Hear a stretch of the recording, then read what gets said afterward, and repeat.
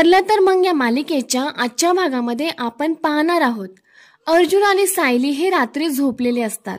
तेव्हा सायलीला खूप छान असं स्वप्न पडतं।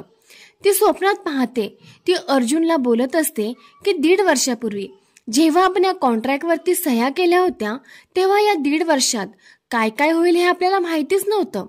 अर्जुन पण म्हणतो तेव्हा जर मला कोणी सांगितलं असतं ना की मी तुमच्या इतका प्रेमात पडेल तर मी हसलो असतो। आणि मग स्वप्नातच ती बघते की अर्जुन तिला म्हणतो आता आपल्याला या कॉन्ट्रॅक्टची काहीच गरज नाहीये आणि तो ते पेपर्स फाडून टाकतो। आणि नंतर मग सायलीला जाग येते। इकडे नागराजा प्रिया आणि प्रतिमाच्या रूम मध्ये हळूच लपून येतो। तो बघतो तर प्रिया ही गाढ झोपलेली असते। तिला बघून नागराज एकदम चिडतो। नागराज म्हणतो की ही आळशी माणसं माझ्याच नशिबात काय येतात।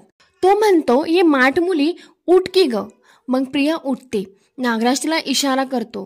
मग ती उठून जवळच पडलेली उशी घेते आणि प्रतिमाच्या तोंडावरती दाबून ठेवते। प्रतिमा ही तडफडत असते पण प्रिया ही जोर लावून ती उशी तिच्या तोंडावरती दाबून ठेवते।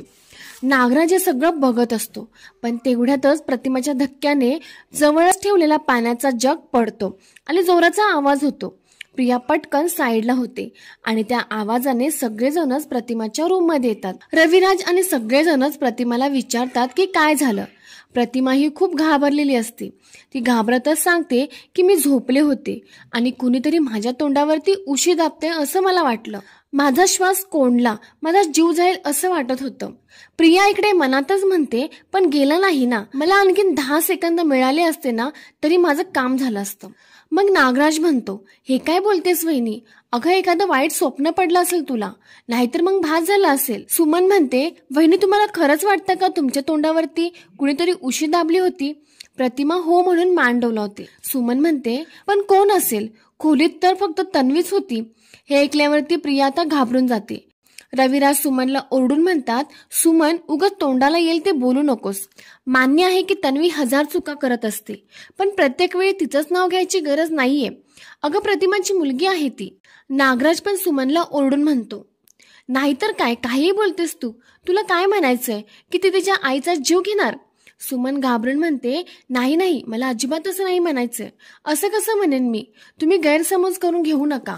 मला फक्त इतकंच म्हणायचं होतं की कोणी जर बाहेरून आत आलं असतं तर तन्वीला कळत असतं की खोलीत तर तीच होती ना। मग रविराज म्हणतात हो तन्वी, तुला इथे कोणी आल्याची हालचाल जाणवली का किंवा कोणी काही आलं असं वाटलं का।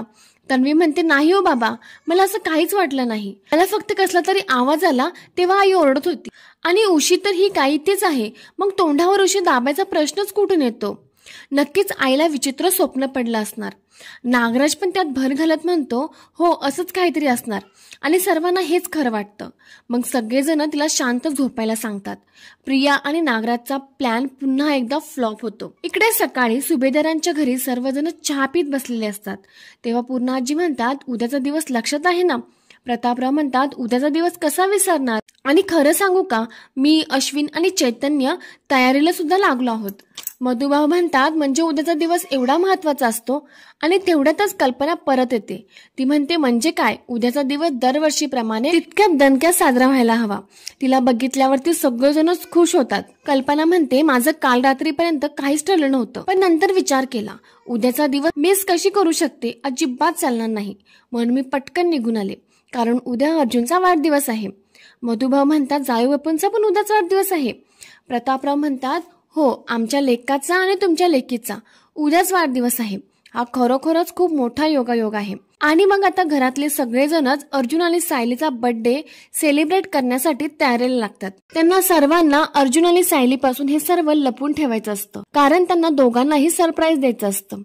तर प्रेक्षकांना या सिरियलची अशीच पुढची अपडेट बघण्यासाठी व्हिडिओला लाईक आणि चॅनलला सबस्क्राईब नक्की करा।